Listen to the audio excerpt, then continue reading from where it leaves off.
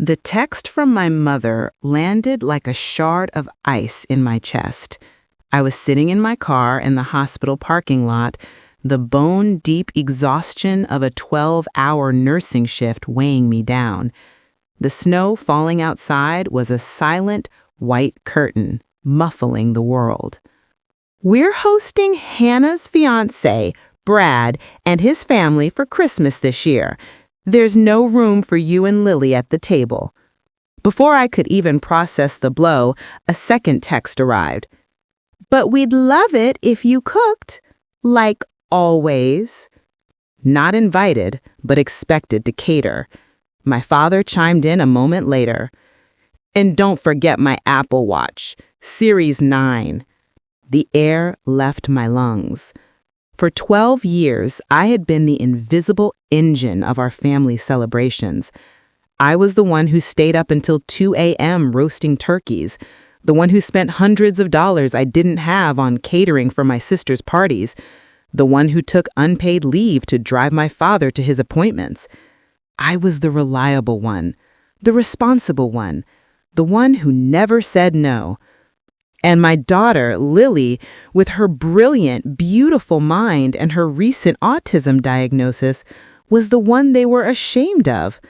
I saw it in my mother's pursed lips, in the way she'd interrupt Lily's passionate monologues about historical trains. "Sweetheart, not everyone wants to hear about locomotives right now." Brad's wealthy Connecticut family was the perfect accessory for my mother's curated life of charity luncheons and social climbing. A single mother nurse and her autistic daughter, or not. We were an inconvenience, an embarrassment to be hidden away. Something inside me, a dam that had been holding back a decade of silent sacrifice and quiet humiliation, finally broke. My fingers hovered over my phone, muscle memory ready to type the familiar, placating response. But instead, I turned the phone off. The screen went black, reflecting my own face, my eyes clear and hard. I started the car and drove home to Lily, a dangerous, exhilarating, and entirely new plan beginning to form in my mind. That night, after Lily was asleep, I declared war. My kitchen table became a command center. I was an archaeologist, excavating the ruins of my own life. I scrolled through years of text messages, a timeline of manipulation and exploitation. "You know we can't do this without you, sweetheart." My mother's text from the Easter I'd catered on 3 hours of sleep. "Don't make Mom stress again." My sister Hannah's message from the Thanksgiving I borrowed money to afford. I opened my banking app, the screen a glowing testament to their greed. The golf clubs, the party venues, the medication copays. The numbers climbed, a monument to my own invisibility. In the past year alone, I had spent $11,400 propping up their perfect lives, while my account dwindled to a terrifying $438. They hadn't just taken my time and my money, they had taken my life. The next day, the voicemails and texts began, a symphony of escalating panic. "Where are you? Mom's getting upset. You're being childish." I ignored them all. Each unanswered call was a brick in the new wall I was building around myself and my daughter. Then, an ad caught my eye. Christmas at the Waldorf Astoria, Chicago. 2 nights, train tickets, Christmas brunch. The price was almost exactly what I had budgeted for their Christmas gifts. My heart hammered against my ribs. I took a deep breath, and I clicked Book Now. The confrontation came 3 days later in the middle of my shift. My mother appeared in the hospital lobby, a storm of designer perfume and righteous indignation. "How dare you!" she shrieked as patients turned to stare. "After all we've done—" The performance was flawless. To anyone else, we were 2 friends meeting for coffee. But to me, she was a lifeline. I gathered my things, my muscles screaming in protest, and forced a smile that felt like cracking plaster. "Ready," I managed to choke out. She looped her arm through mine, a casual, friendly gesture that grounded me. We walked towards the door, every step an eternity. I fought the overwhelming urge to look back. Just as my hand touched the cool metal of the door handle, I heard it. The deliberate, unhurried scrape of a chair on the wooden floor behind us. My stomach plummeted. We stepped out into the biting Seattle air, and she whispered, her voice a low, urgent current. "Don't look. He's following." The world outside was a dizzying blur. Her grip on my arm was the only thing keeping me upright. "Stay steady," she murmured, her voice calm as steel. "Panic is what he wants. Don't give it to him." "Where are we going?" I whispered, my voice cracking.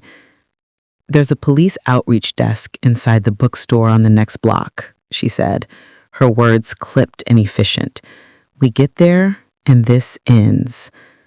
We rounded the corner onto a quieter street. Fewer people, fewer witnesses. My heart slammed against my ribs. In the reflection of a shop window, I saw him turn the corner behind us. He wasn't running. He was walking with a patient, terrifying confidence. The crosswalk light was red. We were trapped. "Breathe," she commanded softly. "Smile like you're telling me a secret." The light changed. We crossed, and I could feel his presence like a physical shadow, just steps behind us. My fingers dug into my backstrap, a desperate anchor to reality. She subtly flashed her phone screen at me. The number 911 was typed out, her thumb hovering over the call button. Relief and terror warred inside me. We turned into a small brick building. The moment my foot crossed the threshold into the warm, book-scented air, the dam of my composure shattered. The woman, my savior, spoke to the uniformed officer at the community safety desk, her voice fast but level. "She's being followed by a man. He's right outside." My own voice finally broke free, a raw, desperate plea. "Please, help me." The officer was on his feet in an instant, his hand on his radio, his entire posture shifting from passive to tactical. He didn't question. He didn't doubt. He moved to the door. The woman knelt in front of me as my body began to shake uncontrollably. "Look at me," she said, her eyes holding mine. "You're safe now. You did everything right." "Why?" I sobbed, tears finally streaming down my face. "Why did you help me?" She gave a small, sad smile that seemed to hold a world of pain. "Because years ago, I was you, and no one handed me a note. I promised myself if I ever saw that look on someone else's face, I would be the person I needed back then." Minutes later, the officer returned. "We located him," he said, his face grim. "A block away." He didn't run, just stood there, watching. My blood ran cold. The officer continued. "All he said was that he just wanted to talk to you." That simple phrase, filtered through the lens of his predatory stare, was the most terrifying thing I had ever heard. Later, wrapped in my brother's arms at the station, the full weight of the day crashed down on me. I had been seconds away from a fate I couldn't bear to imagine. A stranger didn't just save me. She armed me. She taught me that the quiet voice in your gut, the one that whispers something is wrong, isn't paranoia. It's a warning. It's your survival instinct. That morning at Starbucks didn't break me. It woke me up. Danger can find you in the most ordinary of places, but so can courage.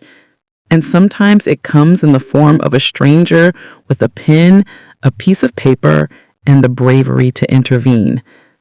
Has your gut feeling ever warned you about a situation? Share your story in the comments below. You never know who it might help. And if this story serves as a powerful reminder to always stay aware, make sure you're subscribed for more content that matters. Trust your instincts. It might just save your life.